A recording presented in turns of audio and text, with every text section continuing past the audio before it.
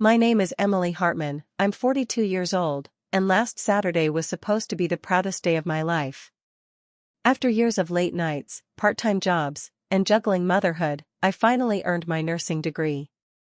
I walked onto that stage in my cap and gown, scanning the crowd for my family. The seats I'd reserved sat completely empty. Then my phone buzzed, a photo of all of them, smiling, somewhere else. Before we dive in, what do you think happened? Drop your guess below, hit like and subscribe, and let's talk family revenge. Emily Hartman had always been the dependable one. The responsible daughter. The she'll-be-fine sibling. That label clung to her from the time she was 13, when her younger sister Amanda scraped her knee in the driveway and their mom ran to her like it was a medical emergency, while Emily was inside, setting the dinner table for everyone without being asked. Life didn't unfold the way Emily expected. She married Mark at 24, had her first child a year later, and by 30 was balancing diapers, dishes, and part-time work at a diner while Mark built his career in construction project management. Back then, she told herself it was temporary, that once the kids were in school, she'd finally finish the nursing program she'd left halfway through. But temporary stretched into years. Every time Emily brought up going back to school, Mark would sigh and say things like, "Sure, babe, when things calm down," or "let's wait until we're more financially stable." Then one day, Emily found herself staring at her reflection in the microwave door, still in her waitress uniform at 10 p.m., her feet aching and her mind racing. She realized she couldn't keep waiting for perfect conditions, they didn't exist. So, she enrolled. It was a community college program, affordable but intense. Classes 3 nights a week, clinical rotations on weekends, and an online anatomy course that devoured her evenings. She'd work the breakfast shift at the diner, race home, grab a quick nap, and then head to campus. Sleep became a luxury. Dinner with the family became rare. Mark promised to step up with the kids, but more often than not, they'd fend for themselves or order pizza. Her parents lived just 20 minutes away, but they weren't much help either. In fact, Emily noticed they seemed to be more available when Amanda needed something, cat-sitting while she went on book tours, babysitting Amanda's 2 children for days at a time, helping her set up for launch parties. Amanda, of course, was the golden child. She had a modest following as a lifestyle blogger, and when she self-published her first novel, the whole family treated it like a Pulitzer-winning masterpiece. They'd all be there to help her decorate event spaces, take pictures for her Instagram, and gush over every Amazon review. Meanwhile, Emily was grinding through pharmacology exams, alone in her kitchen at midnight with a stack of flashcards. She told herself it didn't matter. That one day, when she walked across that stage, they'd all be there cheering. Mark in the front row, kids clapping, parents beaming. She'd finally have her moment. Graduation day crept closer. Emily went out of her way to make sure they could attend. She reserved tickets for them months in advance, sent calendar invites, even reminded them the week before. Her mom replied with a thumbs-up emoji. Mark nodded distractedly while scrolling on his phone. Still, she believed they'd come. Because that's what family does, right? The ceremony itself was a blur. Emily lined up backstage with her classmates, her heart thudding in her ears. She spotted a few families filing in early, waving enthusiastically to their graduates. She imagined her own kids craning their necks to spot her. But when she finally stepped onto the stage, the rows where she'd reserved seats were starkly empty. At first, she thought maybe they were running late, maybe Mark had trouble finding parking. But as her classmates crossed the stage, she saw the same families cheering and snapping pictures, while her corner stayed silent. After the ceremony ended, she scanned the crowd again. Nothing. Her phone buzzed in her gown pocket. She pulled it out, smiling automatically, maybe it was Mark telling her they were on their way. Instead, she froze. It was a group selfie, her husband, her kids, her parents, Amanda, Amanda's husband, and half a dozen other relatives. All of them crammed into a sunny backyard, plastic champagne flutes in hand, laughing like they'd just won the lottery. The caption, written by Amanda, read, "Celebrating the release of my second novel with the best family ever. Couldn't do it without you all." Emily's fingers went numb around her phone. She called her mom, her voice catching. "Oh, honey," her mom said, as if nothing was wrong, "we're at Amanda's. You knew she was hosting a garden party for her new book launch, right?" Emily blinked. No. No, I didn't know. My graduation was today." There was a pause, the faint sound of chatter and clinking glasses in the background. "Well, you've been so busy, I figured you wouldn't mind," her mom said. "And Amanda's party was planned months ago." Emily's voice dropped to a whisper. "I told you the date 6 months ago." Her mom sighed, impatient now. "Don't make this a thing. We'll celebrate you another time." Another time. The phrase lodged itself in Emily's chest like a splinter. As she scrolled through her feed, more photos popped up, her own children grinning next to Amanda's cake. Mark, arm around Amanda's husband, holding a glass aloft, her dad toasting with the words, "To Amanda, our shining star." It wasn't a scheduling mishap. It wasn't a mix-up. It was a choice. A choice every single one of them had made. And in that moment, Emily understood, she had been written out of her own family's story. "I used to think resentment was a bad houseguest, you never notice when it moves in because it brings flowers." With Amanda, the blooms were constant. She was the child who arrived with a bow in her hair and a story on her lips, who swept rooms to her side with the ease of a tide. I learned early to be the one who made sure there were enough chairs. When we were 7 and 9, our mother filmed Amanda's backyard magic show with a camcorder the size of a loaf of bread. While Amanda fumbled through the scarf trick, Mom narrated like she was witnessing a moon landing. "My science fair ribbon, blue, regional, hours of building a circuit that actually powered a tiny fan, sat on the counter behind a bowl of apples. I remember asking if we could hang it on the wall. Mom said she'd find a frame sometime. The frame never arrived." Amanda was praised for enthusiasm the way some people are praised for charity. If she said she wanted to try ballet, there were slippers within a week. When I asked to join the soccer team, Dad said cleats were expensive and maybe I should see if there was a girls' team at school first. There wasn't.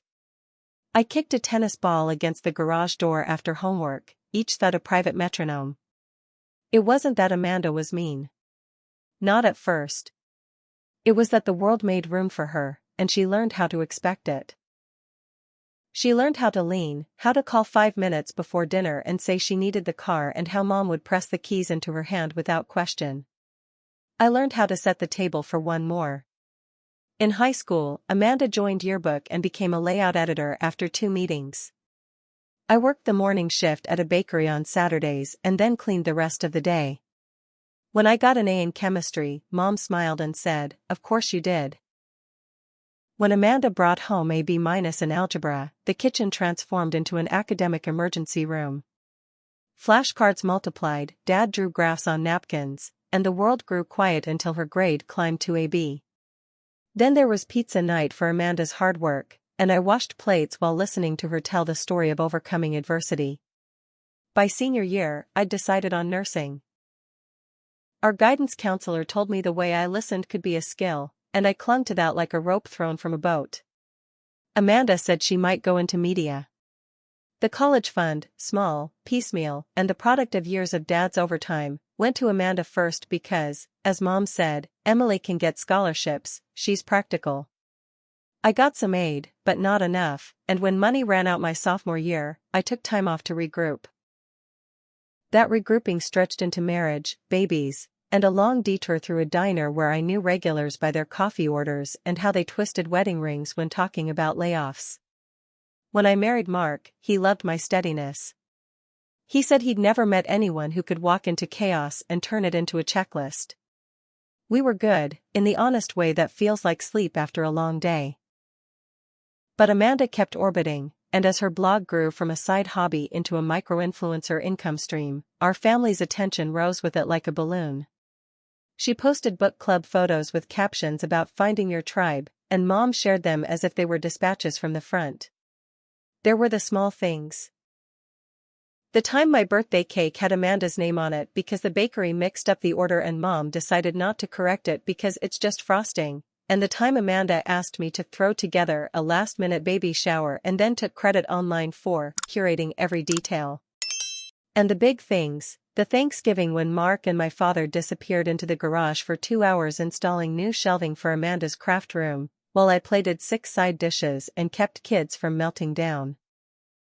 "You're so good at multitasking," Mom said, like it was a compliment instead of a sentence. Amanda's words sharpened as our adulthood settled. After her first self-published novel hit 1,000 sales, most of them, I discovered through a cousin's slip, purchased by our parents to goose the ranking, Amanda began talking about herself like a brand. She started calling my kids her biggest fans. She started referring to me in public as my sister who does the nurse thing, even when I was only taking prerequisites again at night.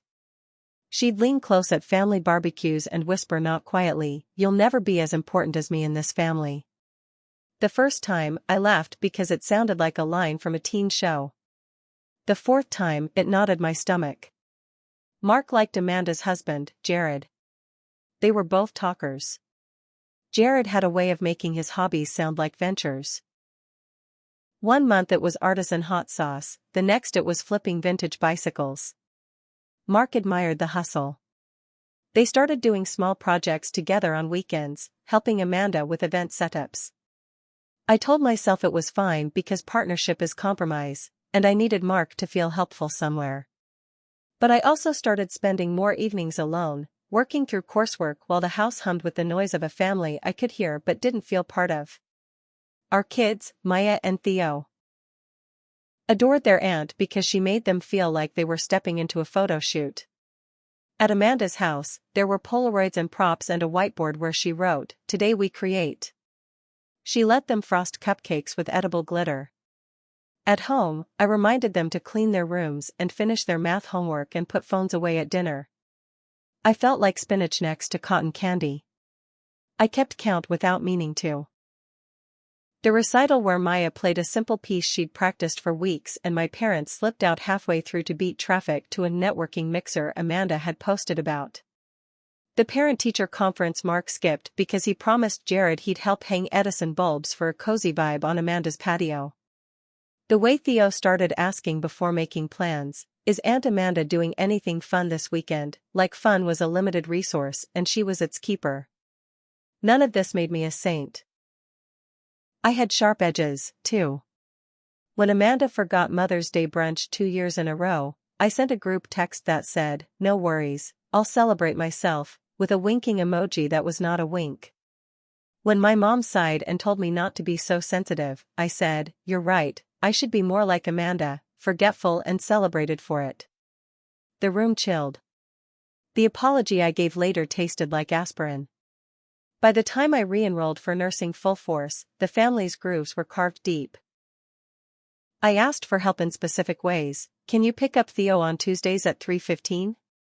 Can you bring Maya to orthodontist appointments?" People nodded and then forgot. The calendar app was a graveyard of commitments marked tentative. Amanda's launch parties, however, lived in everyone's muscle memory. Mark's relationship with my sister was not an affair. It was something slipperier, alignment. He responded to her urgency with energy. When she called, his voice brightened like someone had just offered him courtside seats. With me, he rushed to solutions, just hire a sitter, and then grew resentful when sitters cost money or cancelled last minute.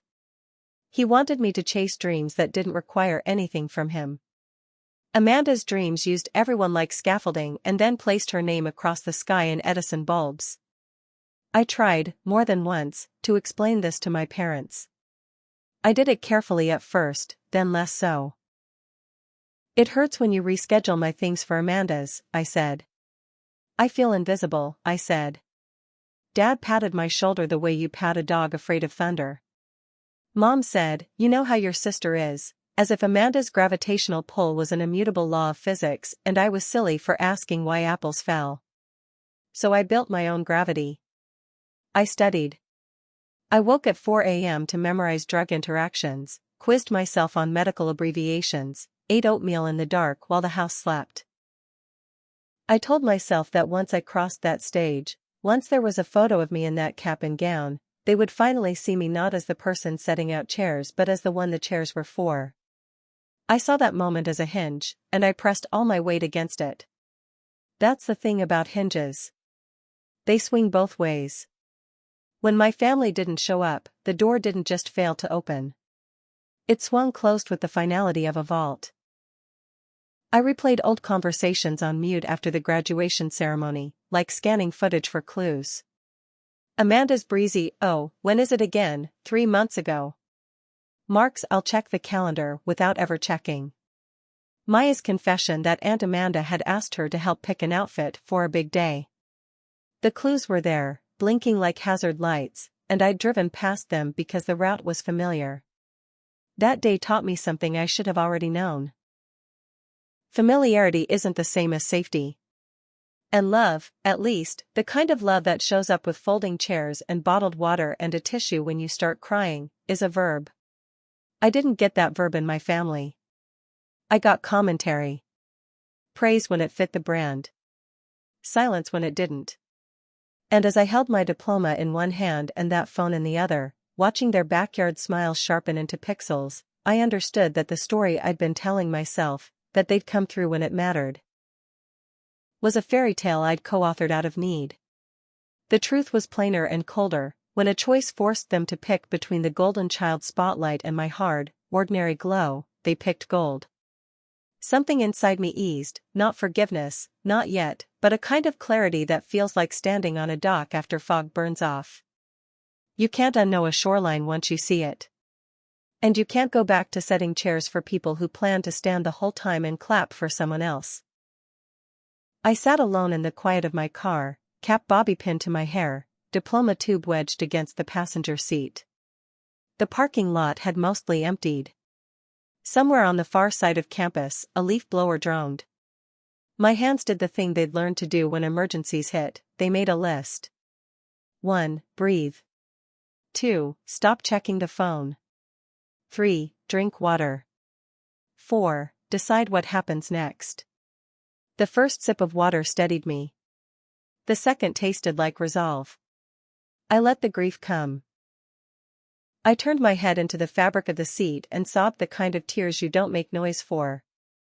The kind you release because your body has to push something out if it can't pull anyone in. 15 minutes. 20. Enough time for my mascara to make permanent maps on my cheeks. Then I sat up, turned the ignition, and told myself out loud, no more. No more performing daughterhood for applause I never hear. No more being the family's free labor. Planner, cleaner, babysitter, the one who knows where the holiday linens live and who notices we're out of batteries. No more feeding the brand that forgot who baked the brownies for the last 6 parties. Revenge, I decided, wouldn't look like chaos. It would look like precision. First, money.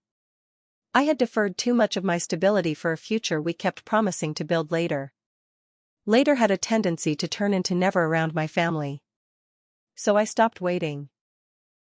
That afternoon, I transferred my savings from the joint account to one in my name and opened a second account at a different bank, a quiet harbor. I changed the passwords to my personal email and cloud storage, then downloaded every tax return, pay stub, and bank statement from the last 5 years. I took pictures of the glove compartment registration, the title to my car, the kids' birth certificates. I uploaded everything to that cloud folder and shared it with a new email address nobody else knew existed. Second, time. I canceled my subscription to being on call for other people's emergencies. I set a new rule for myself: if you didn't show up for my milestone, you didn't get automatic access to my minutes. When Amanda texted later that night, "How did your little ceremony go?" "So proud." I didn't reply. When Mom sent a message in the family chat, "We have leftovers if anyone wants to stop by," I muted the thread. Third, narrative. Amanda's superpower was controlling the story. She curated. She shaped. She posted behind-the-scenes photos of messes next to captions about the real, the raw, meanwhile never once naming the sister who watched her kids while she wrote those real posts. If my family lived by optics, then optics would be the pried open door. I started small. I drafted a post on my page with a graduation photo one of my classmates had snapped for me. A shot of me mid-laugh, holding my diploma, sunlight dusting my shoulders. The caption took me an hour. I made it specific. I thanked my study group. I thanked Professor Nguyen for tutoring me between her office hours. I thanked the diner regular who slipped me a $50 bill 2 months ago with the note, for nursing school. You'll be great.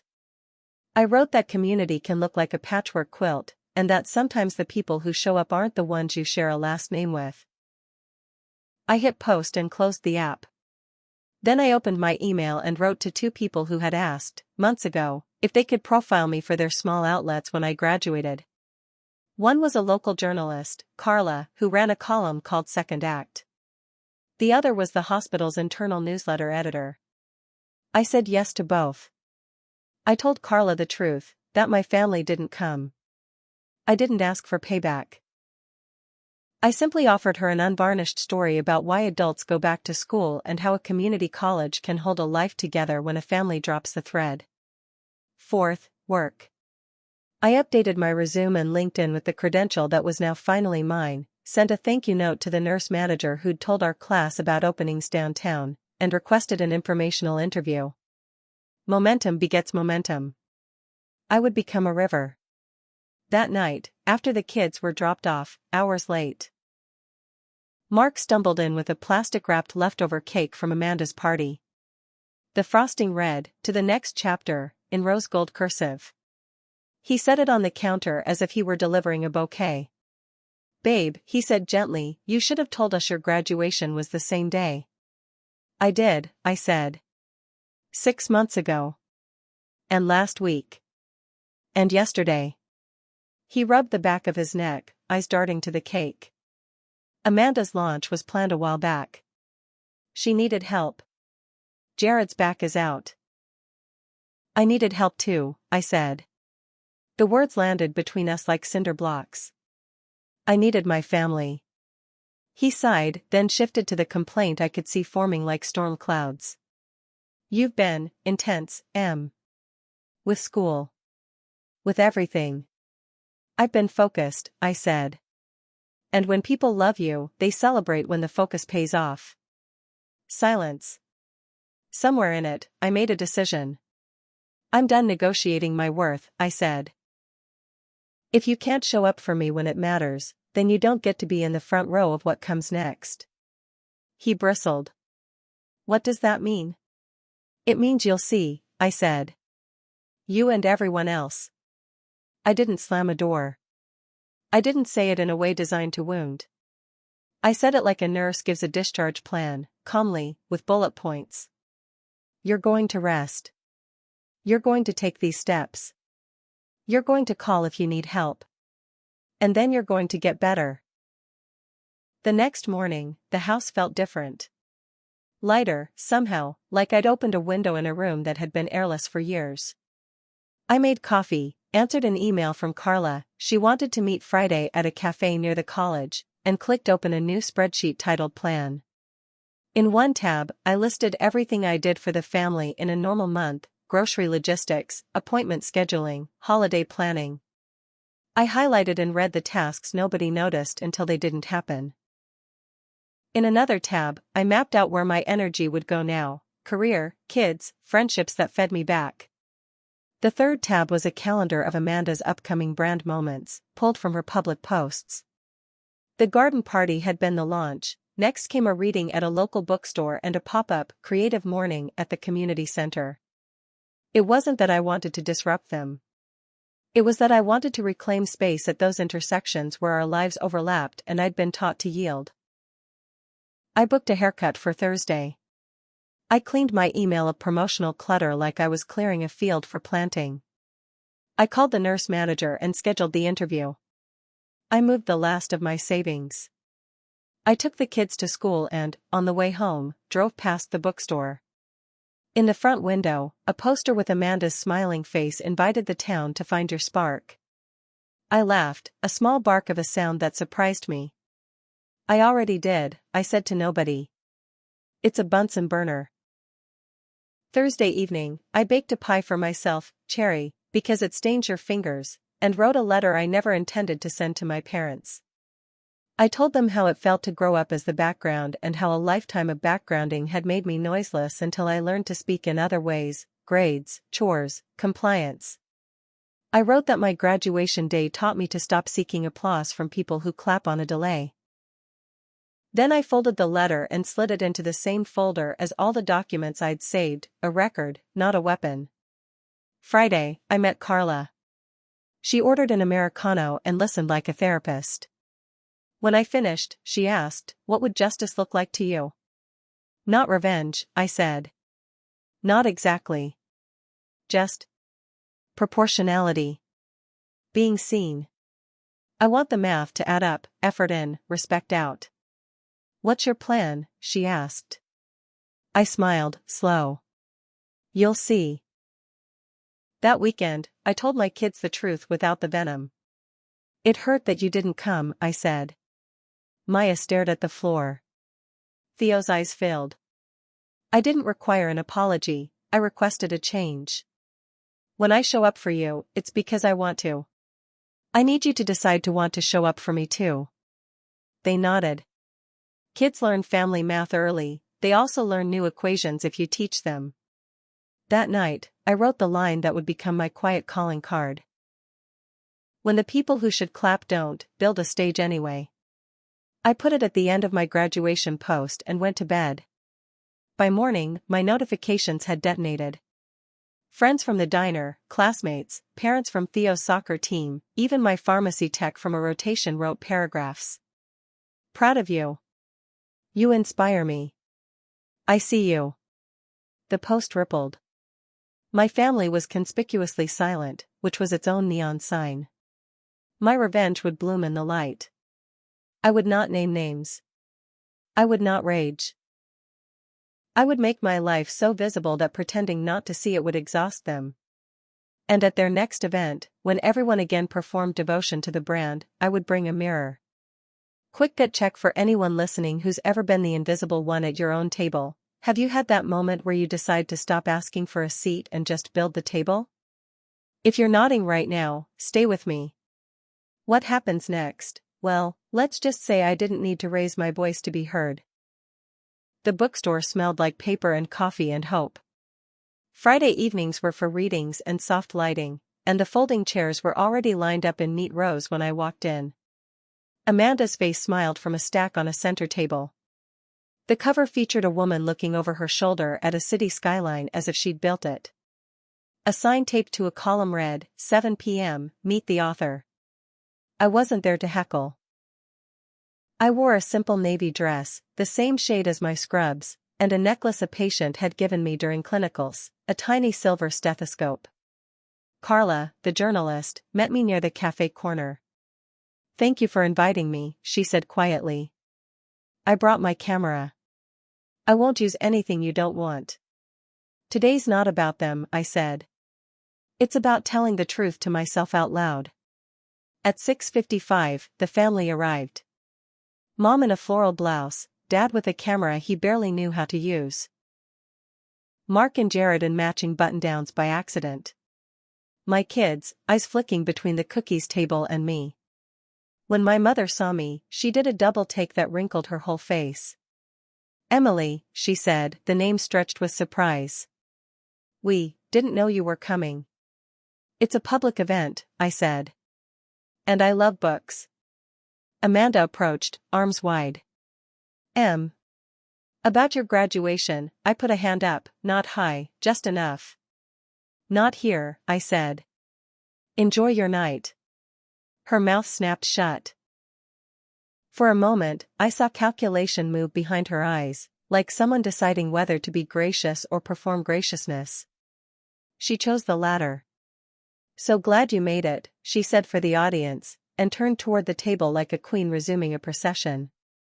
The reading began with Amanda thanking my incredible family who has always believed in me. There it was, the rewrite. I kept my face still. Carla stood near the back, camera down, listening to the words like a heart monitor taking a pulse. After the reading, the Q&A opened. A woman in the front row asked about Amanda's writing routine. A man asked whether characters were based on real people. Amanda laughed and said, "Absolutely not," which made 3 people who dated her in high school exchange looks. Then a teenager raised her hand and asked, "What do you do when your family doesn't support your dreams?" The room stilled. Amanda tilted her head. "I'm very lucky to have a supportive family," she said. "I always have." And there it was again, like someone erasing a chalkboard while I was still writing. When the signing line formed, I stepped aside and let others go first. People posed, Amanda smiled, the Sharpie squeaked. Carla sipped coffee, waiting. I watched for my opening not to sabotage but to redirect. When the line thinned, I approached with my book, my diploma in my bag, and a small gift bag in my hand. "Congratulations," I said softly when I reached her. "Thank you," she said, eyes flicking to the camera at Carla's hip. "I'm sorry about, I brought you something," I interrupted. I took out a framed photo, a candid from my graduation that my classmate had captured. Me mid-laugh, "Cap askew, the kind of joy you can't stage." I'd printed the caption beneath it, "When the people who should clap don't, build a stage anyway." I slid it toward her. "I thought you might like a reminder," I said.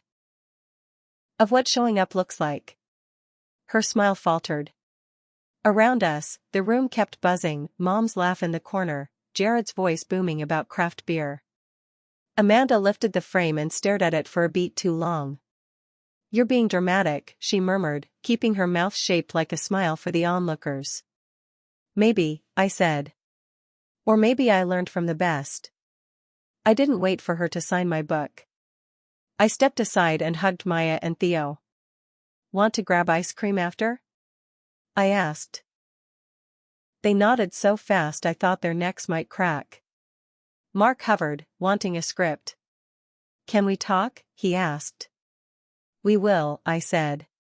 "Later. After the kids are in bed." On our way out, Carla touched my elbow.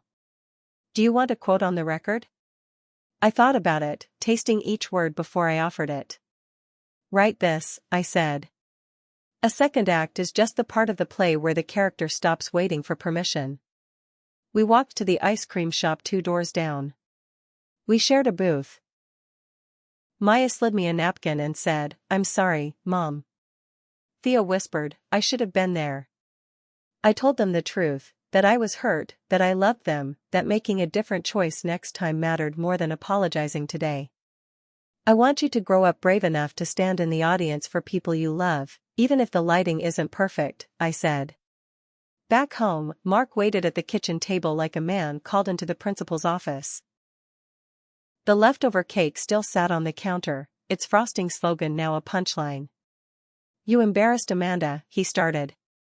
"I brought her a mirror," I said. "If she didn't like the reflection, that's not on me." He ran a hand through his hair. "You're making this into a war." "It's not a war," I said. "It's a boundary. I'm done donating my life to her brand." He scoffed. "Everything doesn't revolve around Amanda." "Say that again," I said, "but listen to yourself." He shut his mouth. The kitchen ticked with the sound of the wall clock. "I talked to Jared about helping with some installations next week," he said finally, as if that were a confession and a plan. "I have an interview Tuesday," I said. "If you want to talk about schedules, we can do that after you say these words. I'm sorry I didn't come to your graduation." He looked at the cake.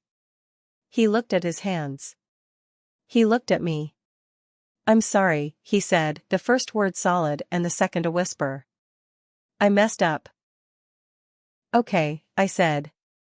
"Now change it." The next day, my post kept blooming. A local community group shared it. The hospital newsletter asked to run a feature on non-traditional grads. Carla sent a draft of her column, clean, respectful, specific.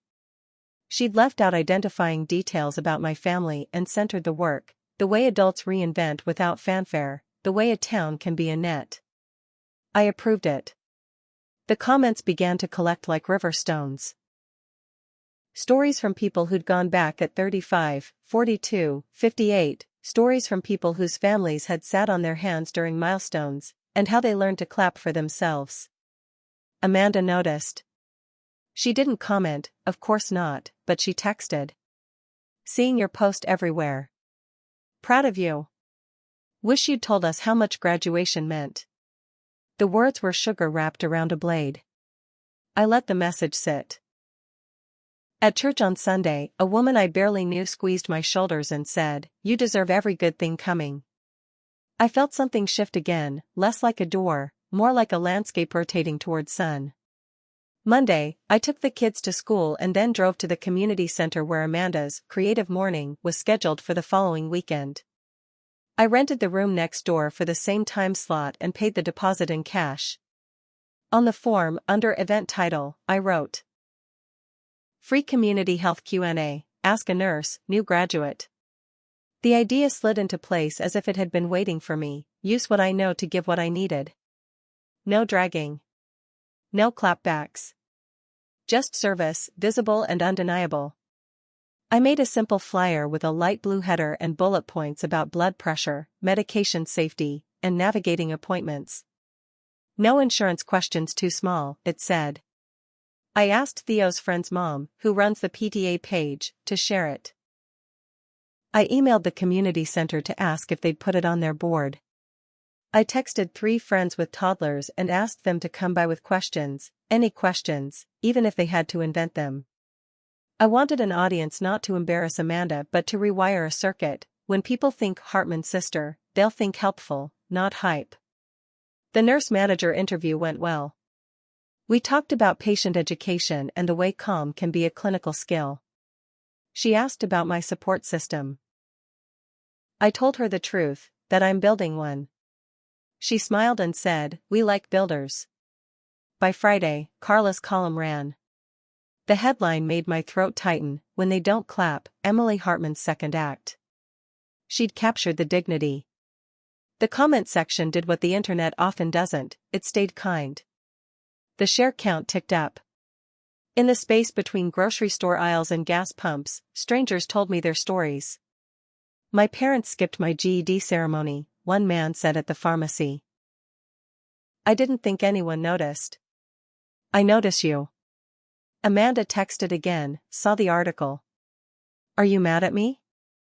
I typed and deleted 12 responses. Then I wrote, "I'm taking care of myself." Saturday came. The community center buzzed with folding tables and the particular civic optimism of multipurpose rooms. In one room, Amanda's team strung twinkle lights and arranged stacks of books next to mason jars of peonies. In the room next door, I set up a blood pressure cuff, a bowl of granola bars, and a sign-in sheet that asked for first names only. I wore scrubs. I brought my stethoscope. I laid out handouts I'd made on Canva: how to talk to your doctor when you're nervous, what your prescription label really means, 3 questions to ask at every appointment. At 10 o'clock, Amanda's microphone crackled to life as she welcomed her audience to a morning of creativity and courage. At 10:05, a grandmother walked into my room and asked if dizziness could be from the new pill she'd started. At 10:08, 2 teenage boys hovered near the door and then sat, pretending they weren't listening while I explained hydration. At 10:15, the PTA mom waved at me with a toddler on her hip. By 10:30, every chair I'd set out was filled. Through the shared wall, Amanda's laugh rose and fell. Through my doorway, question after question found air. At 10:45, my parents walked past my open door on their way to Amanda's event. They glanced in, startled, like seeing a deer in their backyard. Mom's eyes went to the stethoscope. Dad's went to the bodies in chairs. They slowed. They did not turn in. They kept walking. At 11:10, Mark appeared, hands in pockets, expression somewhere between curiosity and awe. He stood at the back and watched while I explained the brown bag method for medication safety. When I finished, he clapped. One person clapping, too loud, then followed by everyone else. He waited until I had a break and said, "I didn't know you were doing this." "I know," I said. "But I did." He looked around the room. "This is important." "Yes," I said. "It is." In the hallway at noon, Amanda caught me as I packed up. "What is this?" she asked, gesturing at the sign on the door like it had insulted her in public. "Community Health Q&A, I said. "People have questions. I know the answers." Her mouth tightened. "You're trying to steal my audience." I laughed, not unkindly. "Your audience wants to be seen. So does mine." We stood there, two women with the same last name and very different definitions of support. For a second I saw the little girls we had been, the one with the camcorder and the one with the ribbon on the counter, and I almost reached for her hand. Then she said, "You're being petty," and the moment was gone. "Maybe," I said. "Or maybe I'm finally being proportional." That night, pictures from both rooms ricocheted across town. In mine, people smiled with relief, sleeves rolled up for blood pressure checks. In hers, people smiled with aspiration, books held at a careful angle. The comments under Carla's column doubled. The hospital called me back with a formal offer. My first strike wasn't a blow. It was a lift. And everyone could see who rose with it. The Monday after my community center event, I signed the job offer. A full-time position at the downtown hospital, benefits, steady hours, and a salary that meant I could finally breathe without checking the balance first. My start date was 2 weeks away. I ordered new scrubs and a lunch bag that zipped. The ripple from Carla's column hadn't faded. People in the grocery store stopped me to share their own no-one-clapped stories. At the library, a teenager thanked me for answering her dizziness question at the Q&A. I realized my story was no longer just mine, it was a mirror other people recognized themselves in. Meanwhile, Amanda's book sales dipped. The second novel didn't hit the numbers of her first, and the pre-orders for her upcoming, creative workbook were sluggish. I overheard at the pharmacy that the community center had received more positive feedback forms from my health event than from her workshop. That wasn't my goal, but I didn't mind the balance shifting.